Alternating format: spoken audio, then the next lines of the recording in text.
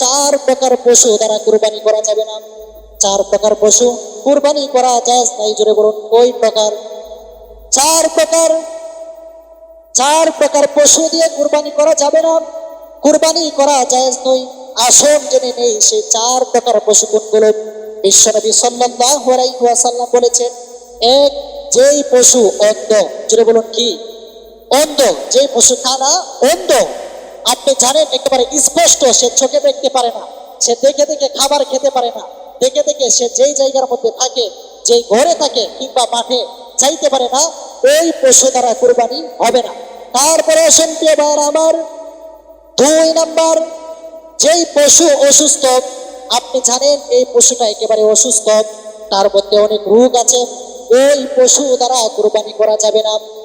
তারপরে আসুন প্রিয় ভাইরা আমার, তিন নাম্বার যে পশু দ্বারা কুরবানি করা যাবে না, তিন নাম্বার লেংড়া পশু, যেগুলা হাঁটতে পারে না, যার পায়ের মধ্যে সমস্যা, আপনি জানেন ওই পশুটা লেংড়া, সে হেঁটে হেঁটে যে মাঠের মধ্যে খাবার খেতে পারে না, ঘাস খেতে পারে না, এইরকম পশু দ্বারা কুরবানি করা জায়েজ না।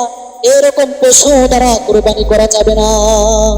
তারপর আসুন প্রিয় ভাইরা আমার, চার নাম্বার যেটা কুরবানি করা জায়েজ না, সেটা হচ্ছে রোগা পশু, একেবারে রোগা, যার হাড্ডির মধ্যে মজ্জা নাই, মানে ক্যালসিয়াম নাই, একেবারে রোগা, একেবারে হালকা, যেটা কিনা উঠে দাঁড়াতে পারে না, দাঁড়ালে পড়ে যায়, অন্য অন্য পশুর সঙ্গে মাঠে যাইতে পারে না, অন্য অন্য পশুর সঙ্গে হারতে পারে না, ওই রকম পশু দ্বারা কুরবানি করা যাবে না। জোরে বলুন ওই প্রকার পশু দ্বারা। চার প্রকার পশু দ্বারা কুরবানি করা জায়েজ নয় প্রিয় ভাইয়ার আবার। তারপরে আসুন 11 নাম্বার, অনেক মানুষ বলে থাকে, হুজুর আমার বাবা মারা গিয়েছে, আমার সন্তান মারা গিয়েছে, আমার মা মারা গিয়েছে, তাদের পক্ষ থেকে কি কুরবানি দেওয়া যাবে? এই সম্পর্কে বিশ্বনবী সাল্লাল্লাহু আলাইহি ওয়াসাল্লামের একজন সাহাবী হযরত আলী রাদিয়াল্লাহু তাআলা আনহু, আল্লাহর হাবিব যখন মারা গিয়েছেন, উনি সব সময় দুইটি মেষ কুরবানি করতেন। ওনাকে যখন জিজ্ঞাসা করা হলো, হে আলী, তুমি দুইটি মেষ কেন কুরবানি করো? বিশ্বনবী সাল্লাল্লাহু আলাইহি ওয়াসাল্লামের সাহাবী হযরত আলী রাদিয়াল্লাহু তাআলা আনহু বলেন, আল্লাহর হাবিব আমাকে এই হুকুম করেছে, মৃত্যুর আগ পর্যন্ত আমি এই হুকুম ছাড়বো না। জোরে বলি সুবহানাল্লাহ। একটা ওনার নিজের পক্ষ থেকে, আরেকটা বিশ্বনবীর পক্ষ থেকে কুরবানি করতেন।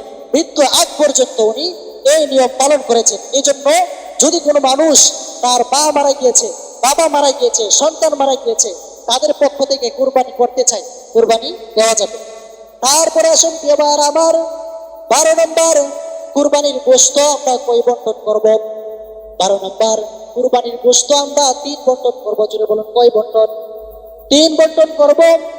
এক বন্টন নিজে রেখে দেব, অন্য বন্টন আপনাদের আত্মীয় স্বজন যারা আছেন, আত্মীয় স্বজন যারা থাকবে তাদের কাছে পৌঁছে দেব। আর আরেক বন্টন যেই গরিব আছে এলাকার মধ্যে, ওই গরিবদের কাছে, ওই গরিব মানুষদের কাছে পৌঁছে দেব, তাদেরকে তাদেরটা দিয়ে দেব।